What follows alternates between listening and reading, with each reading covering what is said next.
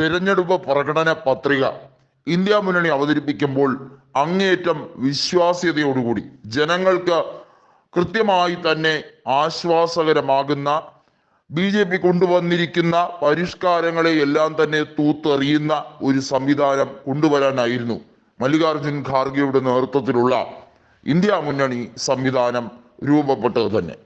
അതിനകത്ത് എടുത്തു പറയേണ്ട ഒരു കാര്യം, ഏറ്റവും നിർധന കുടുംബങ്ങൾക്ക് സൗജന്യമായി 6 പാചകവാതക സിലിണ്ടറുകൾ നൽകുന്നത് ഉൾപ്പെടെയുള്ള കാര്യങ്ങൾ. അത് മാത്രമല്ല, നിർധന കുടുംബത്തിലുള്ള തൊഴിൽ രഹിതരായിട്ടുള്ളവർക്ക് പ്രതിമാസം 1000 രൂപ കൊടുക്കുന്ന പദ്ധതിയുമായി ബന്ധപ്പെട്ട് പെൻഷൻ എന്ന രീതിയിൽ, അതും പ്രായമായവർ 60 വയസ്സിന് മേൽ പ്രായമായവർക്ക് കൊടുക്കുന്ന പദ്ധതി. അതുപോലെ തന്നെ കൃത്യമായി ഒരു സംവിധാനം GSTയുമായി ബന്ധപ്പെട്ട കാര്യത്തിൽ ഉറപ്പുവരുത്തുക എന്നുള്ളതും, കർഷകരുടെ കാര്യത്തിൽ ഒരു നിലപാട് സ്വീകരിക്കണം എന്നുള്ളത് എല്ലാ സംഘടനകളും കോൺഗ്രസിനോട് ഒരേപോലെ ആവശ്യപ്പെട്ട വിഷയമായിരുന്നു. അതിൽ എടുക്കേണ്ട തീരുമാനം. അത് മാത്രമല്ല, കഴിഞ്ഞ മാർച്ച് 15 വരെയുള്ള കടവുമായി ബന്ധപ്പെട്ട കർഷകരുടെ കടവുമായി ബന്ധപ്പെട്ട കാര്യത്തിൽ അത് ഒറ്റത്തവണ തീർപ്പാക്കുന്ന ഒരു പദ്ധതി ആവിഷ്കരിക്കുന്നതും കൃത്യമായി ആലോചനയിൽ ഉണ്ട് എന്നുള്ളത് വ്യക്തമാക്കി കഴിഞ്ഞിരിക്കുകയാണ്.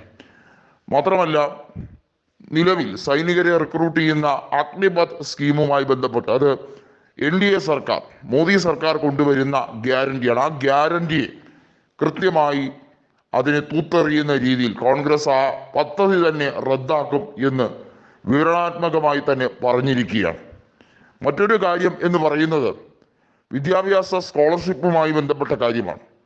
അത് നാടിന് പ്രയോജനം ജനിപ്പിക്കുന്ന ഒരു കാര്യമാണ്.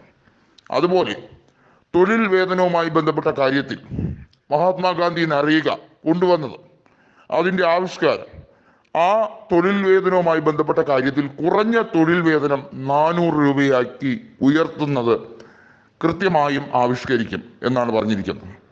നമുക്ക് BJPയുടെ രാഷ്ട്രീയ സമസ്യകൾ അത് ഏശുന്നതല്ല എന്ന് മനസ്സിലാക്കി നിതിൻ ഗഡ്കരി പോലും തൻ്റേതായിട്ടുള്ള ഒരു തെരഞ്ഞെടുപ്പ് പ്രകടന പത്രികയാണ് വിഭിന്നമായി നടപ്പിലാക്കാൻ ശ്രമിക്കുന്നത്. അതേസമയം കോൺഗ്രസോ കൃത്യമായും എല്ലാ മണ്ഡലങ്ങളിലും ഒരേ രീതിയിൽ തന്നെ ഇന്ത്യ മുന്നണിയുടെ പ്രകടന പത്രിക എന്ന രീതിയിലാണ് കൊണ്ടുവരാനും അത് ആവിഷ്കരിക്കാനും അത് ജനങ്ങളിലേക്ക് എത്തിക്കാനും വേണ്ടിയുള്ള തീവ്രമായ ശ്രമം നടത്തുന്നത്. ഇവിടെയാണ് ഈ 2 മുന്നണികളും തമ്മിലുള്ള വ്യത്യാസം എന്താണെന്നുള്ളത്, എത്രത്തോളമാണെന്നുള്ളതും ജനങ്ങൾക്ക് കാര്യകാരണ സഹിതം മനസ്സിലാക്കി കൊടുക്കുന്നത്.